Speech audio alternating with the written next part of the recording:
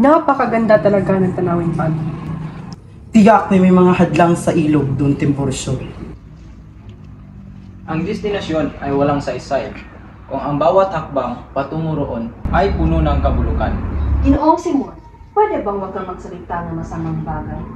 Nagbibigay ka lang ng masamang impresyon. Isa pa, ang ilog na yan kasing liit ng ilyo sa ibabang kuberta. Napakawalang moda.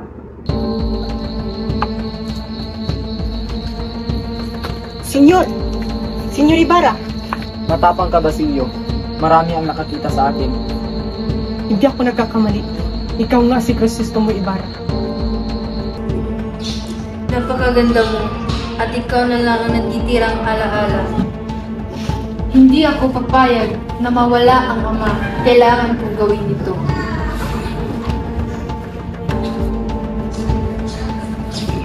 Maria Clara, hindi ka papakakain. Ang iyong katawan ay humihina na. Wala akong gana, Sulmang. Wala ka bang kahit anong hiling? Ang tanging hiling ko lang, Sulmanga, ang mamatay na lang.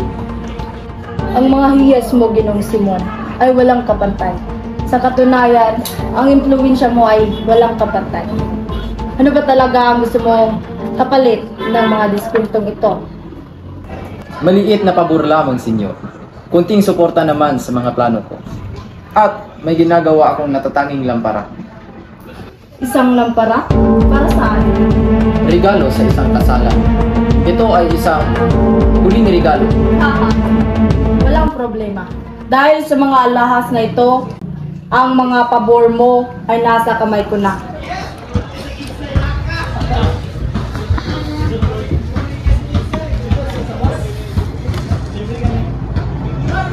Aking ipinapamana ang malaking bahagi ng aking kayamanan, lupa at kabahayan sa simbahan, at sa mga pura paroko at 20 piso para kay Basilio.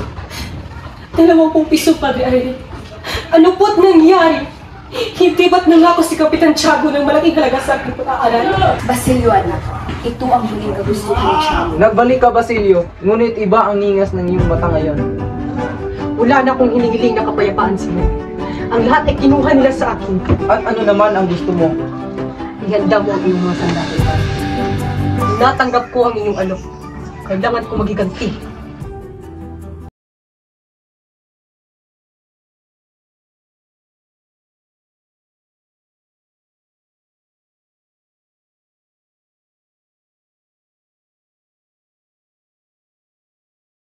Napakaganda ng lamparang yan, Don Timoteo.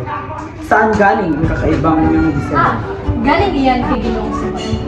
Sabi niya, puno raw iyan ng pulbo. Napaka-extraordinary, pero biro lang siguro. Kakaiba raw ang langis na ginamit, kaya maliwanag.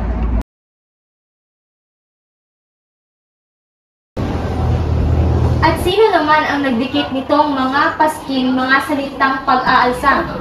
Tandaan mo ang plano. Ang lampara ay kasulukuyang sumisindi ng maliwanag sa nitrobusilina sa ilalim. Kapag nagsimula ng humina ang liwanag nito, sisiguraduhin ng Kapitan General na itaas niya ito para luminaw. Ano ito? Isang mensahe? Liham? Basahin mo kung ano ang nakasulat. Sabi rito, ngayong gabi ay magaganap ang malaking pagsabog. Walang makakaligtas. Minitisil Paris. At ang lagda, Diyos ko, Crisostomo Ibarra. Ang lampara ay may pulbura. Umalis na tayong lahat. Isagani, umalis ka na! May sasabog rito! Mamamatay tayong lahat! Lampara ni Simon iyon, puno ng pulbura! Tumakas ka na! Hindi ako papayag! Isagani! Wag!